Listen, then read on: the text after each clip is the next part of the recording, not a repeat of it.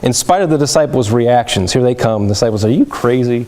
You guys are so stupid for doing that." Because James and John were the two knuckleheads prior to that wanted Jesus to call down fire from heaven for the town that wouldn't receive them or wouldn't welcome them. And I could see the disciples thinking, "Look at these guys. They're screwing up again." What blockheads coming to ask Jesus for such a large request? Oh, he's going to let them have it. He's just going to rip into them. But Jesus didn't do that. In spite of the anger of the other 10 disciples, this is what Jesus did.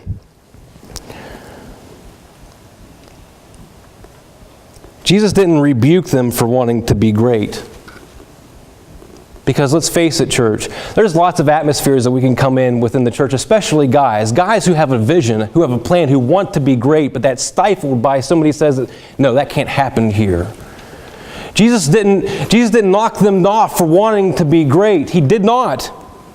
He didn't rebuke them for it. Rather, he showed them the way to greatness.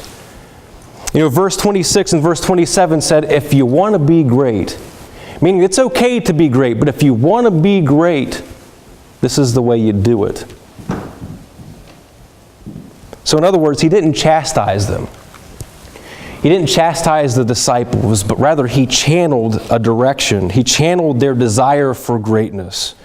Jesus' instruction ran counter to their own preconceived concepts or notions of achieving greatness. And in so many ways, church, he says, look, if you want to be great, and I understand why you want to be great, I'm not going to rebuke you for it, I'm not going to chastise you for it, but I'm going to channel your desire. But if you want to be great, the way isn't up, but it's down, boys. If you want to be great, you've got to be last. If you want to be first, you've got to be the one in the back. But that ran counter to their perceptions and their intuitions. You worship me because you want to be great, but know that it doesn't come through self-promotion as the world might have it. But it comes through self-sacrifice. See, that's what gets us in trouble, men and women alike. We want to be great for our own self-gratification. We want to be great so that others can pay attention to us. Not for the sake of others, not for self-sacrifice, but for self-promotion. But what Jesus says, if you want to be great, it doesn't come through self-promotion, but through self-sacrifice. And I'm sure that those were very provocative words for them, very challenging words. But that's why they worshiped, see. Because there was something burning in them, in their very inner recesses of their souls, that wanted to be great. Mom wanted it for them. They wanted it for themselves. But he says, okay, if you want to be great, if you want to be first, you've got to be last. When we think about the word worship, we throw that around. We use that rather loosely. We even throw it around in circles outside of church. And its meaning sometimes gets misconstrued. I'll give you an example. You know, two young girls are talking, oh, did you see Jennifer Aniston on the red carpet? She looks so great, I just worship her. We use that in a context. Or if you're a guy, let's say, you're in a situation with another friend. Some people have watched this America's Got Talent, and we cheered for old Landau, Eugene Murphy Jr., the crooner. And let's say the two guys are talking. He's like, you know what? We look at Landau. Your talent is amazing. You got it all together. You won that prize. You got a recording contract. You're going to play in Vegas. You know, a lot of people worship you. The entire state does. So here we have two circumstances where the word worship is used, but it gets misconstrued. Its meaning is misconstrued. Worship in the Greek means, I'm going to try to get this right, proskuneo. Proskuneo. That's what worship means in the Greek. Proskuneo, which means to prostrate oneself in homage, to revere, to admire somebody. So it wasn't uncommon for somebody in the biblical perspective to come and worship and fall before the person they were worshiping, to prostrate themselves, because it was an act of homage, of respect, of honor. They admired that person. That's what that means.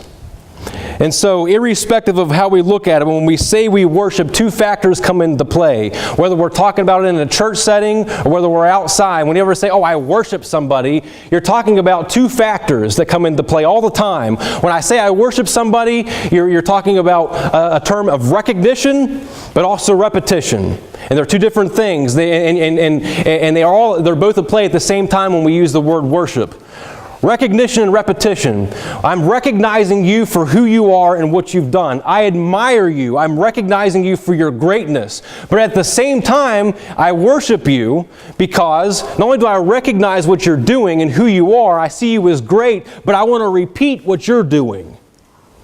I want to do what you do. You're great, and so I want to be great. And so in the repetition, I'm saying, keep doing what you're doing because you're great. I recognize that. But there's a part of me that worships you because I want to be where you are. Now, the motivations for worshiping are different. What the world says and what Christ says, and we need to pay close attention to what that is. But anytime you say you worship somebody, you're engaging in those two acts, whether you know it or not, of recognition and repetition. And sometimes I hear with respect to worship, you know, Jake, I don't come to church because worship isn't for me. Raise your hand if you've heard that before. I don't come to church because worship really isn't for me. I understand that.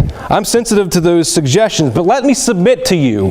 All of us worship whether we like it or not. All of us worship whether we go to church or not. The only difference is the object of our worship. And lots of us have objects of worship, and we worship those objects whether we're conscious of them or not. Some people worship beauty, and the manner in which they worship is different. Spend great amounts of time worshiping fashion, worshiping self-preservation, spend great amounts of money tithing to who they worship. I'm not saying self-preservation is wrong or it's sinful, but what I am saying is trying to paint a picture that we all worship whether we're in church or not. The only difference is what's the object of our worship. Some people worship their career. Some people worship money, and the ways that they worship and do that is different. Some people, if you've seen Toddlers with Tiaras, or the parents in those shows, some people worship vicariously through their children, and it's dangerous. So it's not whether we worship or not, where I say, Jake, I don't come to church because worship isn't for me. No. We all worship. Our objects of our worship, though, are different. The only matter is, which display of worship fits best for you? Not that you don't worship, or worship's not for you because you do. Which display of worship works best? But nonetheless, in order to arrive at what worship is and why, it helps first to arrive at what it's not. Because we get that misconstrued too, especially in the context of worshiping within the church. So the first one I want to arrive at, worshiping is not critiquing. This is a big one. I'm not just saying this as a pastor, but I'm also saying this as a parishioner because I came from the pew too. Worshiping is not critiquing. Too often, whether we know it or not, it's easy to come to church with a microscope under which everything is examined, everything is scrutinized.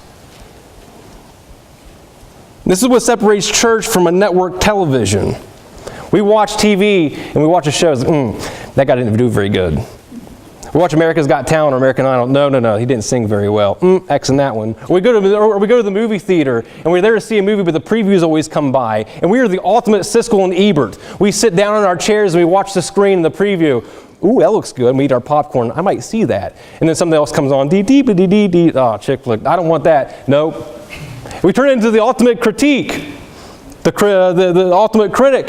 But see, worship isn't critiquing. Too often we come with our microscopes and we examine everything.